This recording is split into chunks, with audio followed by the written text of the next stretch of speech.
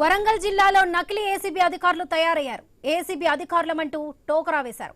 Warangal RTA అధికారులకు phone చేసి డబ్బులు ఇవ్వాలని బెదిరించారు.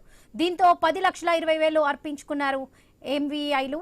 ఇక తర్వాత ఫోన్ కాల్లో ఓ ఎంవీఐకి అనుమానం రావడంతో వరంగల్ ఏసీబీ అధికారులను ఆశ్రయించారు. నకిలీ ఏసీబీ అధికారుల చేతుల్లో మోసపోయామని గ్రహించారు. ఈ ఘటనపై Warangal mills colony police station case నమోదైంది. దర్యాప్తు చేస్తున్నారు పోలీసులు. Motor vehicle inspector Jayapal sir ఇప్పుడు మహబూబాద్లో పనిచేస్తున్నారు. అతను ఏసీబీ అని చెప్పేసి డిఎస్పీ అని చెప్పి ఫోన్ కాల్ చేసి మీ మీద కంప్లైంట్ వచ్చింది, మీ డ్రైవరు ఇంకా ఎంత వాళ్ళంతా ఇల్లీగల్ యాక్టివిటీ చేస్తున్నారని కంప్లైంట్ వచ్చింది. వాళ్ళందరూ ఆఫీస్కి వచ్చారు, హెడ్ ఆఫీస్కి. మీ మీద కంప్లైంట్ చేస్తున్నారు. మరి ఎందుకు రిటైర్మెంట్ దగ్గరలో ఉన్నావు కదా, ఎందుకు ఇదంతా సెటిల్ చేసుకోవాలని చెప్పేసి ఇతన్ని మాట్లాడటం, బెదిరియటం, కన్విన్స్ చేయడం అలాంటి చేయడం వల్ల ఇతను కూడా నిజంగానే ఏసీబీ ఆఫీసర్ అని అనుకొని వాళ్ళకి కొంత అమౌంట్ ట్రాన్స్ఫర్ చేయడం జరిగింది.